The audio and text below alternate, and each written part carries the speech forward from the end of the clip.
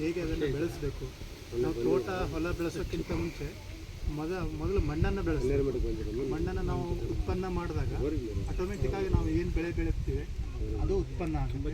ಸರಳವಾಗಿ ಮಣ್ಣಿನ ಪೋಷಣೆ ಹೇಗೆ ಮಾಡಬೇಕು, ಏನು ಇರದೇ ಮಣ್ಣನ್ನು ಬೆಳೆಸಿ ಅದರಿಂದ ಹೇಗೆ ಬೆಳೆಗಳನ್ನು ತೆಗಿಬೇಕಂತ ಹೇಳ್ಕೊಡ್ತೇವೆ. ಮಣ್ಣಿನ ಪಾಠಶಾಲೆ ಅಂತ ಒಂದು ಕಾರ್ಯಕ್ರಮ ಮಾಡ್ತೀನಿ ನಾನು.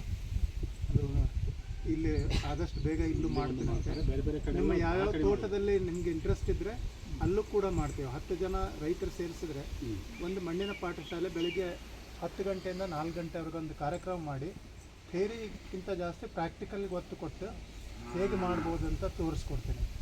ಭೌತಿಕ ಪರೀಕ್ಷೆಗಳು, ಜೈವಿಕ ಪರೀಕ್ಷೆಗಳು. ನಾವು ಇವಾಗ ಮಣ್ಣಿನ ಪರೀಕ್ಷೆ ಅಂದರೆ ರಾಸಾಯನಿಕ ಪರೀಕ್ಷೆ ಮಾಡ್ತಾರೆ.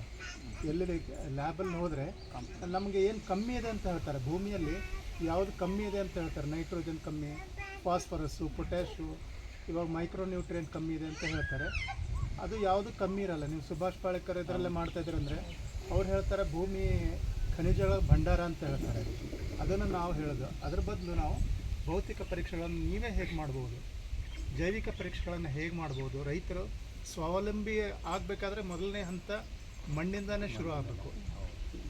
ಮಣ್ಣಿನ ಪರೀಕ್ಷೆಗಳನ್ನು ನೀವೇ ಮಾಡಬೇಕು. ನಿಮ್ಮ ದೇಹದ ಆರೋಗ್ಯ ಹೇಗೆ ನಾಡಿ ಹಿಡಿದು ನಾವು ಪರೀಕ್ಷೆ ಮಾಡಿ ನೋಡ್ತೀವಿ, ಅದೇ ಥರ ಮಣ್ಣಿನ ಪರೀಕ್ಷೆಗಳು ಮಾಡೋದಕ್ಕೆ ಗೊತ್ತಿರಬೇಕು. ನೀವು ಎಲ್ಲಿ ಹೋಗೋ ಅವಶ್ಯಕತೆನೇ ಇಲ್ಲ. ನಾನು ಯಾರ ಹತ್ರ ರೈತರ ಹತ್ರ ಹೋಗ್ತೀನಿ, ಅವ್ರ ಮಣ್ಣನ್ನು ತೊಗೊಂಡು ಬೇರೆ ಕಡೆ ಹೋಗೋ ಅವಶ್ಯಕತೆ ಇಲ್ಲ. ಅವರೇ ಪರೀಕ್ಷೆಗಳು ಮಾಡ್ಬೋದು. ಆ ಥರ ಕಾರ್ಯಕ್ರಮ ನೀವು ಮಾಡೋದಿದ್ರೆ ಹೇಳಿ, ಒಂದು 10 ರೈತರನ್ನ ಸೇರಿಸಿದ್ರು ಕೂಡ ಮಾಡ್ಬೋದು. ನನಗೆ ತಿಂಗಳಿಗೆ ಇವಾಗ 1 ಆಗ್ತಿದೆ, 1-2 ಆಗುತ್ತೆ ನನಗೆ.